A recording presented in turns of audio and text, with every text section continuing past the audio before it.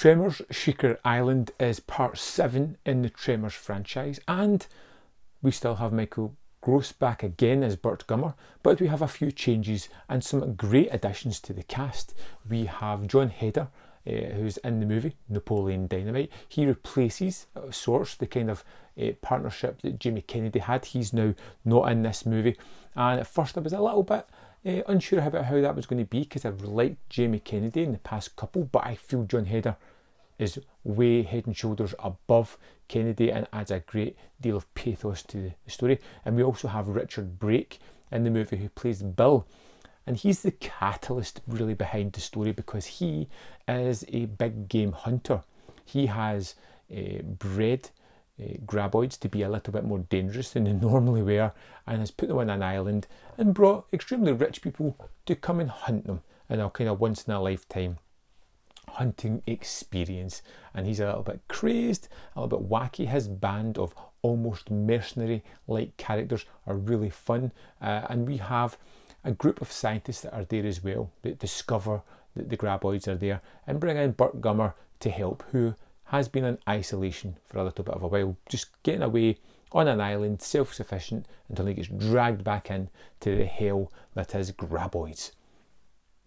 And what grabbed me straight away about this movie was the look of it. It had a nice style about it, some nice choice of direction and the way that the angles were used. The lighting was really good, and the idea of this island was particularly fun, and I liked the way it was shot. It's all shot in Thailand, and it has these nice kind of rugged landscapes that are very interesting on film, and they're used really well. And what I really loved about this one is the kind of push back into horror that this one has.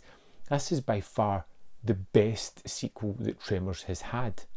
It might not be saying much, but it is definitely the best one so far, and it creates a sense of horror. It has these use of tropes and angles. It creates these real threat that the Graboids have, as well as bringing back the Shriekers from part 2 in this franchise, and it's nice to have a little bit of return to them, and they add a little bit of variety. So we have our group of heroes and our group of antagonists fighting against the Graboids and the Shriekers, and it creates some fun moments.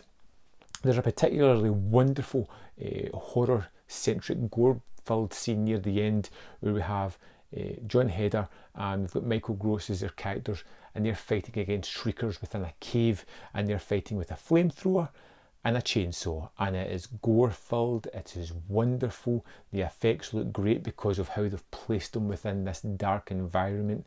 The flames, the slow motion. This movie has a lot of slow motion, but it's mostly used to really good effect. And we have a bunch of characters that are kind of fun to live with. Some of them we're waiting on them just getting picked off. Some we want to survive. I really liked the addition of Jon Heder. I thought he was a nice plus for the film, and I feel as if Michael Gross has probably had enough time as Burt Gummer. The character's running a little bit thin, but it's a good movie for him, and I would like to see him kind of finishing here and moving on with younger casts telling fresher stories within the Tremors world.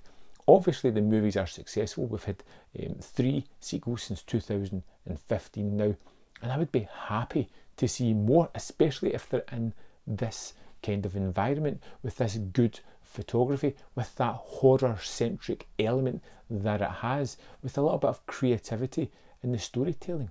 These aren't movies that are destined to break the mould. They're never going to be there. But they're fitting in with some other direct-to-video movies that I really did like Deep Blue Sea 3, a movie that was way better than it should have been. Tremors Shrieker Island fits into that. It's incredibly fun. It has little bits of horror-centric moment, has some crazy and silly one-liners, has some good camera work, has a little bit of ropey camera work, and the same can be said for the CGI. Some good, some not so good. I really happy to see Tremors franchise continue. It's never been as good as the first one, and I doubt it ever will, but it's still incredibly enjoyable. I do wish we had practical Graboids though. They looked so much better in the first movie, and the CGI ones, who are perfectly good in this one, they just don't have that same tangibility as they did when they were practical. I do like the fact that they're jumping out of the ground and almost corkscrewing around back in, which is a nice idea.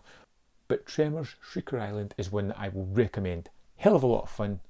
I think you should check it out, and I'd love to know your thoughts on this movie. When you see it, let me know in the comment box below, and I'll see you next time on Man v Film.